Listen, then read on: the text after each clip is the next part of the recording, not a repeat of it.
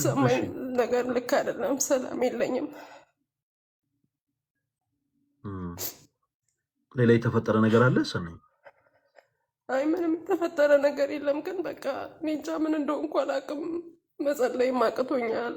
ውስጤም ልክ አይሰማኝም እና ወደ ቀድሞ ቤቴ መመለስ እፈልጋለሁ። እባካችሁ ጸልዩልኝ ከቻላችሁ።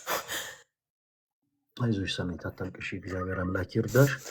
ሁሉ በላይ ደግሞ ከዚህ ቀደም የኦርቶዶክስ ቤተክርስቲያን አማኝ ነበርሽ ሰናይት? አዎ በፊት። አዎ በቃ አይዞሽ አታልቅሽ እሺ።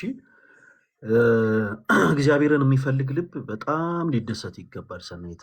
ነገሮች በጣም አስጨንቆሽ ሊሆን ይችላል። ነገሮች በጣም ተደራርበው ሊሆን ይችላል። አንዳንድ ያለሽበት ነገር ሰልችቶሽ ሊሆን ይችላል እና ምን ጊዜ መርሳት የሌለብሽ ነገር ዓለም የነጠቀችሽን ሰላም መልሶ የሚሰጥ መልሶ የሚያጸና አምላክ አለሽ ሰናይት። እሺ ወደ ቀድሞ ቤትሽ ደግሞ ለመመለስ ማሰብሽም ይሄ ትልቅ ትልቅ ትልቅ ምዕራፍ ነው። ደግሞ እንደምታውቂው ባደግሽበት ቤት የክርስቶስ እናት የጌታ እናት ድንግል ማርያም የጭንቅ አማላጅ ነች። እኛ ክርስቲያኖች ድንግል ማርያምን የጭንቅ አማላጅ ስንላት ዝም ብለን እኛ ተሰብስበን ያወጣነው ስያሜ ሆኖ አይደለም። እንደምታውቁት እዚህ ውስጥ ያላችሁ ክርስቲያኖቶች ወንድሞች፣ እናታችን ድንግል ማርያም 3 ዓመት ከ6 ወር ጌታ ኢየሱስ ክርስቶስን ይዛ በግብፅ በረሃ ተሰዳለች። በአረገች ሰሞን በነፍስሽ ሰይፍ የሚለውን ቃል ሰምታለች። ጌታችን ኢየሱስ በቀራኒው መስቀል ከሊጦስጥራ አደባባይ እስከ ቀራኒው ድረስ ያየውን ሕማም ሁሉ ተመልክታለች እና ጭንቀትን ስለ እውነት ከሷ የበለጠማ የሚረዳ የለም። እና የጨነቀሽን ነገር ሰናይት ግድ የለሽም፣ በቃ እንደምንም ብለሽ ለእናትሽ ለድንግል ማርያም በደንብ አድርገሽ ንገሪያት። እሺ ልጇ ሁሉን ቻይ ነው። ልጇ ከሃሊ ነው። እርሱ ኤልሻዳይ ነው። እርሱ አዶናይ ነው። ዓለም የነጠቀችንን ሰላም መልሶ የሚሰጥ ነው። እርሱ የሰላም አለቃ፣ የሰላም ንጉሥ፣ የሰላም ባለቤት ነው። ከኃጢአት በስተቀር የልባችን መሻት የሚፈጽም አባት ነው ጌታ ኢየሱስ። እና አንድ መርሳት የሌለብን ነገር ግን እናቱ ድንግል ማርያምን ነው። ኦፍኮርስ አዎ አምላካችን ጌታችን መድኃኒታችን ኢየሱስ ክርስቶስ ነው። ነገር ግን ደግሞ የጭንቅ ጊዜ ደግሞ አማላጇ ደግሞ እናቱ ድንግል ማርያም ናት። እና ሰኒ በደንብ በደንብ በደንብ በደንብ በርቺ። ከኃጢአት በስተቀር የልብሽን መሻት እግዚአብሔር አምላክ ያሳካልሽ። በደንብ ከልብሽ ሆነሽ ጸሎትሽን ልመናሽን ወደ እግዚአብሔር አቅርቢ። እሺ ሰኒ፣ አንድ ነገር ልበልና ለወንድሞች እድል ልስጥ። ምናልባት ለአንቺ የሚሉሽ ነገር ካለ ለወንድሞች እድል ልስጥ። ልክ በተመሳሳይ ከቤቷ ርቃ የወጣች አንዲት ቅድስት እናት አለች በግብፅ ቤተክርስቲያን ሰናይት። ማን ትባላለች መሰለሽ? ፍቅር የያዛት መነኩሴ ትባላለች። እና መነኮሳት እንደምታውቂው ባደግሽበት ቤት ክርስቶስ ራስ በሆናት በዚህ ቤተክርስቲያን ውስጥ ዘር ልዝራ ንብረት ላፍራ ብለው ሳይጨነቁ ግርማ ሌሊቱን ድምፃሬቱን ታግሰው ቅዱስ ኤፍሬም በውዳሴው እንደሚለው ደግሞ የዚችን ዓለም ጣም ንቀው ደማቸውን ስለ ክርስቶስ አፍስሰው የሚኖሩ ናቸው መነኮሳት። እና ይህች ቅድስት ናት። በጣም የሚገርምሽ ነገር በአንድ ትልቅ ገዳም ውስጥ የጓሮ በር ቁልፍ ያዥ ሆና ነበር የምትሰራው። ታሪኳን አሳጥሬ ልንገርሽ ሰናይት። እና ከብዙ ጊዜ በኋላ እዛ ገዳም እየተመላለሱ አትክልት ከሚገዙ ሾፌሮች መካከል እንደው በአይኗ ትመለከተውና ከአንዱ ጋር ልቧ ይከንፍና የገዳሙን በር ቁልፍ እንደው ለአባቶች ብሰጥ እነሱ ይተቹኛል፣ ስለዚህ እንደው ድንግል ማርያም እንደው የጌታዬ እናት የክርስቶስ እናት አንቺ ተቀበይኝ ብላ ቁልፉን ከእናታችን ከቅድስት ድንግል ማርያም ስዕል ስራ አስቀምጣ ከዛ እሷ ጋር ሄደች። ከብዙ ጊዜ በኋላ ያ ሰው የእሷን ስጋ ነበረና የተመኘው ፍላጎቱን ሁሉ አሟልቶ ካሳካ በኋላ ከቤቱ አስወጣታል። ጎዳና ላይ ወደቀች።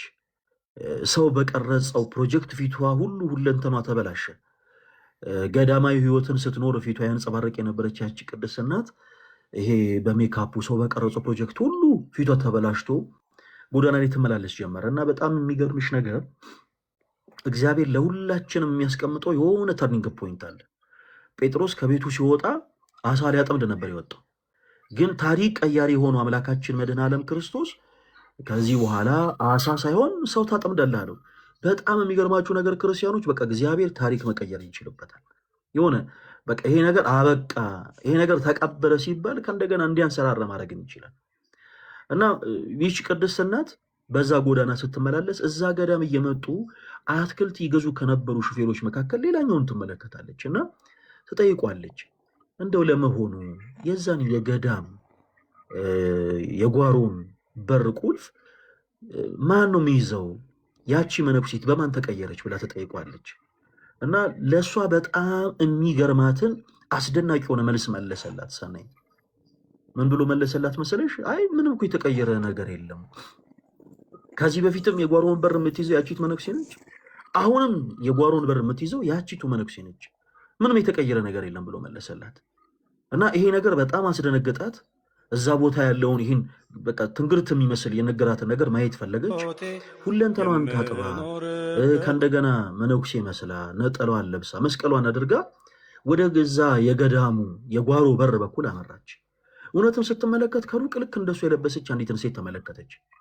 በግብፅ የተደረገ ታምር ነው ነገራችሁ ክርስቲያኖች። እና በጣም ተደንቃ ወደዛ ሴት ጠጋ ብላ ስትመለከት ክብር ይግባት የክርስቶስ እናታችን ቅድስት ድንግል ማርያም በፊቷ ተገለጠችላት። ልጄ እስከ ዛሬ ድረስ የት ጠፍተሽ ነው? ይሄንን የጓሮን በር ቁልፍ አንቺ ተረከቢን ካልሽኝ ሰዓት ጀምሮ በአንቺ ቦታ ተተክቼ በሩን የምከፍተው በሩን የምዘጋው እኔ ነኝ። በይ እንኳን ደህና መጣሽ ብላ ቁልፉን አስረከበቻት። ያች ቅድስት እናት ማልቀሷን ልታቆም አልቻለችም።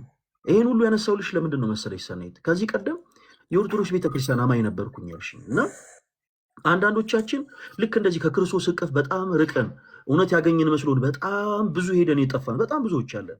እመኑ ልንገራችሁ፣ በቃ በሰንበት ትምህርት ቤት ውስጥ ስታገለግሉ የነበራችሁ ወንድሞች፣ በሰንበት ቤት ስታገለግሉ የነበራችሁ እህቶች፣ ከዛ በዓለም አጋጣሚ በስራ ጉዳይ ወይም ደግሞ በክደት ውስጥ ገብታችሁ እርቃችሁ ሄዳችሁ፣ እመኑ ልንገራችሁ፣ ክርስቶስ እዛችሁ የሰንበት ትምህርት ቤት አዳራሽ ውስጥ ነው የሚጠብቃችሁ። ልጆቹን የሚናፍቅ አባት ነው ክርስቶስ። ልጆቹን የሚናፍቅ ጌታ ነው ክርስቶስ። እዛችሁ አዳራሽ ውስጥ ነው የሚጠበቃችሁ። በቤተ መቅደሱ ገብታችሁ ታገለግሉ የነበራችሁ ዲያቆናት፣ ካህናት፣ አባቶች በስራ ጉዳይ ሊሆን ይችላል፣ በኑሮ አጋጣሚ፣ በክህደትም ህይወት ሊሆን ይችላል። እርቃችሁ ከክርስቶስ እቅፍ የጠፋችሁ ክርስቶስ ናፋቂ የሆነ አባት ነው። እዛው መቅደስ ውስጥ ነው የሚጠብቃችሁ። እና ሰኒ አንቺም ከክርስቶስ ጋር የተለያየሽበት ቦታ እዛው ቦታ ላይ ክርስቶስ ይጠብቅሻል። በቃ ይሄ የናፈቀሽን አባት የናፈቀሽን አምላክ ሰኒ እዛው የተለያየሽበት ቦታ ሄደሽ አግኙ። እዛው የተለያያችሁበት ቦታ እዛው ሆኖ ስለሚጠብቅሽ ማለት ነው። እና በርቺ፣ እግዚአብሔር አምላክ ከአንቺ ጋር ይሁን። የሁላችንም ጸሎት ከአንቺ ጋር ነው። አንቺን በርቺ።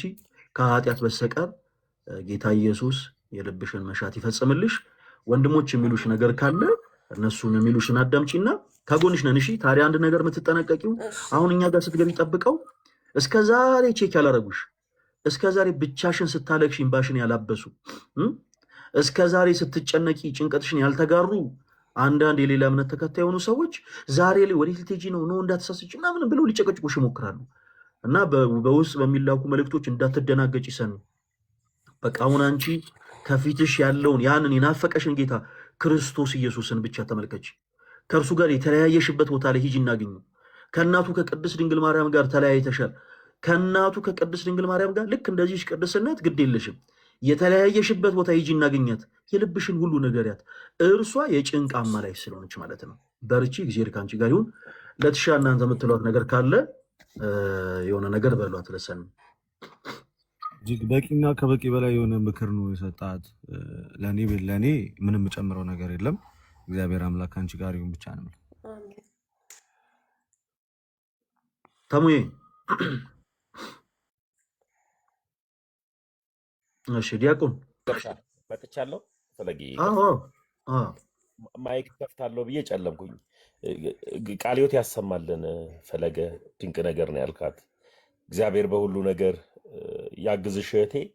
ድንገት አስፈላጊ ነገሮችም ካሉ ደግሞ በውስጥ ማውራት፣ አንዳንድ ነገሮች በሚዲያ ማውራት የማይቻሉ ሰዎች የአንደበታችንን ቃልን እየለቀሙ ለራሳቸው ጥቅም ስለሚያውሉት ለአንቺ የሚያሳርፍሽ ነገር ግን ለሌሎቹ ደግሞ እንደ ሌላ ቃል አድርገው የሚቀበሉት ሀሳብ ስላለ እኔ ፎሎ አድርጌሻለሁ። ፎሎ ከመለሽልኝ በውስጥም አንዳንድ ነገሮችን እናወራለን። ሰኒ እሺ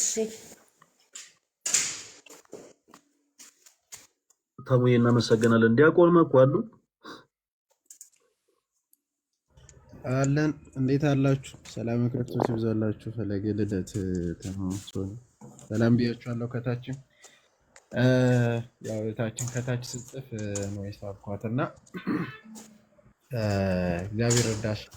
እታችን ማለት በአንድም በሌላ ከቤተ ክርስቲያን እንወጣለን። አንዳንዴ ቤተ ክርስቲያንን ሳናቃት እውነት ደስታ ልናገኝ ይመስለንና ከቤተ ክርስቲያን ወጥተን ደስታ አናገኝም። እውነተኛ ደስታ የሚገኘው በቤቱ ነው፣ በክርስቶስ ቤት ብቻ ነው። እውነተኛ ጌታ ባለበት ነው እውነተኛ ደስታ ያለው።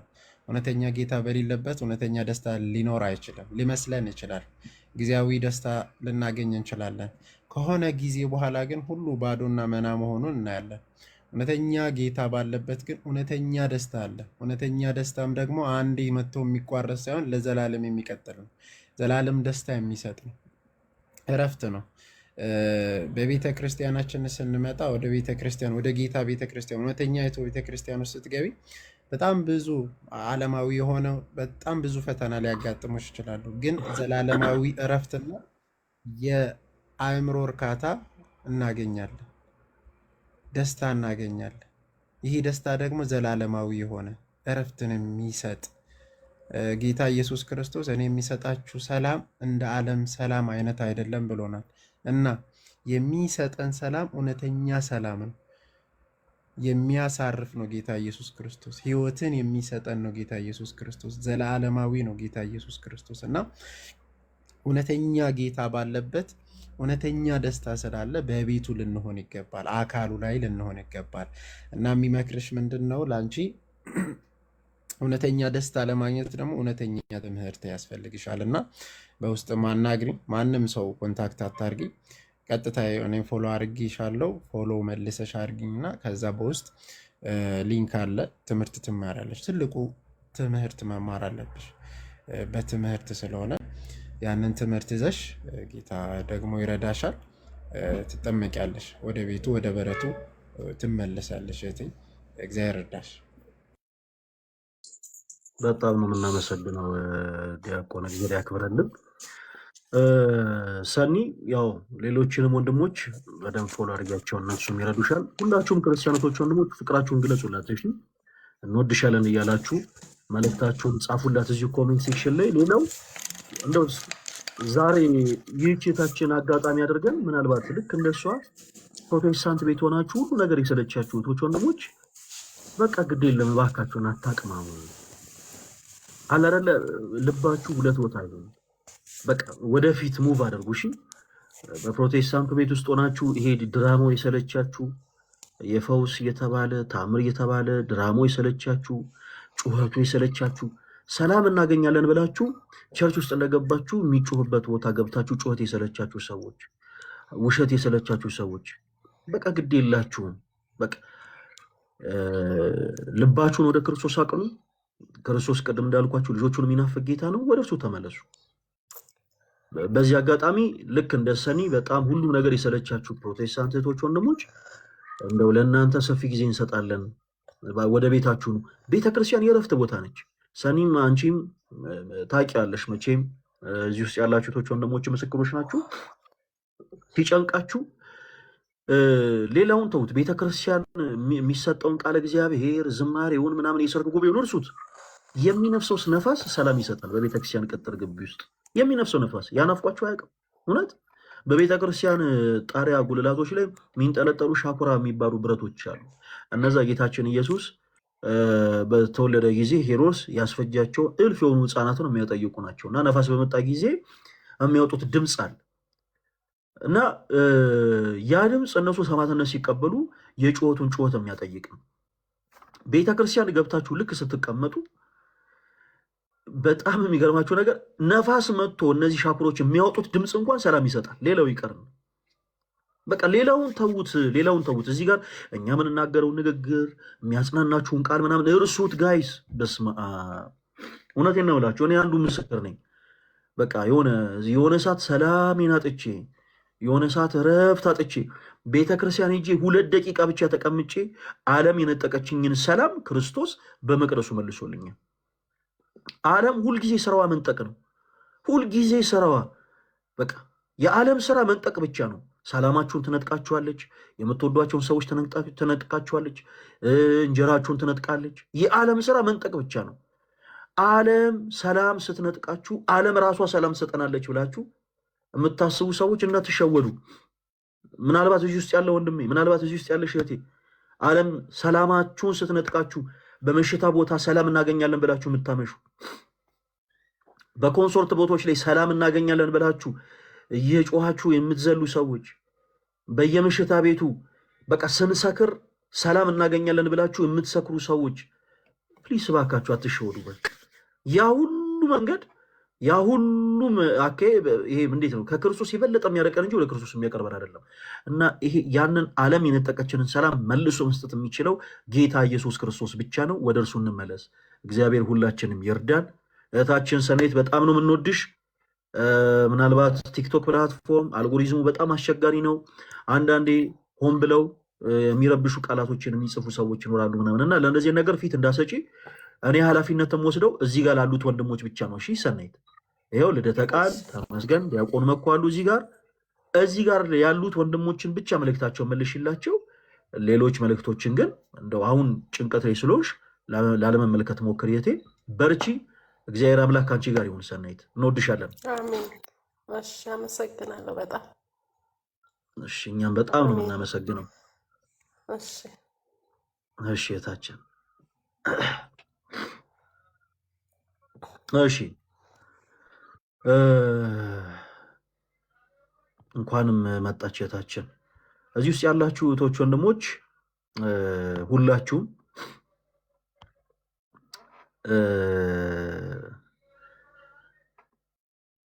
እዚህ ጋር ደግሞ ለተሻታሙ ይኸው አዲስ ሊጠመቅ የተዘጋጀ ወንድም አለን። ከዚህ ቀደም ያው የኦርቶዶክስ እምነት ተከታይ ስለነበር ያው ቄደር ጸሎት እንግዲህ ስርዓት ለመሳተፍ የተዘጋጀ ያለው ወንድም አለን። ደስ ይበላችሁ። ይህ ዓመት የመመለስ ምዕራፍ ሆኗል። እግዚአብሔር የተመሰገነ ይሁን። በእርግጥ ይህ ዓመት ብቻ አይደለም። ተሙም ልደትም ወኩይም ታስታውሳላችሁ ከ2016 ዓመተ ምህረት ጀምሮ የመመለስ ዓመት ነበረ። በቃ የመመለስ ዓመት እና አሁንም በጣም ብዙ ትውልድ እየተመለሰ ነው። እግዚአብሔር አምላክ ስሙ የተመሰገነ ይሁን። እዚህ ውስጥ ያላችሁ ፕሮቴስታንቶች ወንድሞች፣ ኦርቶዶክስ ቤተክርስቲያን ከመጽሐፍ ቅዱስ ውጭ የምታስተምረው ትምህርት አለ ብላችሁ የምታምኑ አንዳንድ ቁጥር ጻፉልን፣ እናስገባችኋለን። ፕሮቴስታንት እህት ወንድሞች ብቻ። እሺ፣ ፕሮቴስታንት እህት ወንድሞች ብቻ አንዳንድ ቁጥር ጻፉልን፣ እናስገባችኋለን።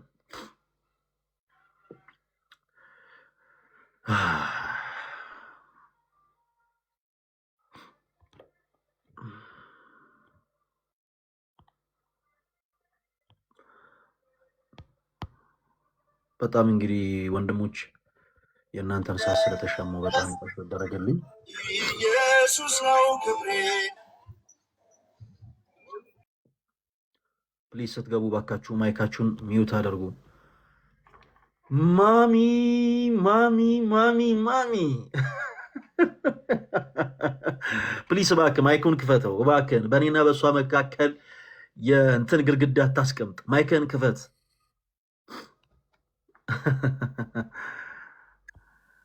ሰላም እንዴት ነህ? ሰላም ነው። ካሜራውን ክፈትላት። ይቅር ይቅር። ሰላም ነው። ግን አንተ እንዴት አለሁልሽ ማሚ እናቴ፣ ደህና ነሽልኝ? እግዚአብሔር ይመስገን ደህና ነኝ። ሰላም ነው እግዚአብሔር። ከኔና ከለት ማን ነው የምትወጂው? ከኔና ከለት ማን ነው? ምንም መናገር አይጠበቅብኝም፣ የታወቀ ነው። ተመስገንን እንዳትዪ አደራ። ተሙዬንም ሰላም በልልኝ። ተሙ ሰላም እየተባልክ ነው? ተሙ እንዴ ማሚ ወይዬ ሰላም ነው? እንዴት ነህ? እግዚአብሔር ይመስገን ሁሉ ሰላም፣ ሁሉ ሰላም። ጠፍተሻል። ዘጋችሁኝ እኮ ጣል ጣል አደረጋችሁኝ። በፍጹም ኧረ በፍጹም። አይ አንዳንድ ሰው ተደብቆ ስለሚመጣ ነው፣ ለዛ ነው እንጂ እኔ ኑሮ የራሱ አንቺ ጋር ቢሆን ደስ ይለኛል።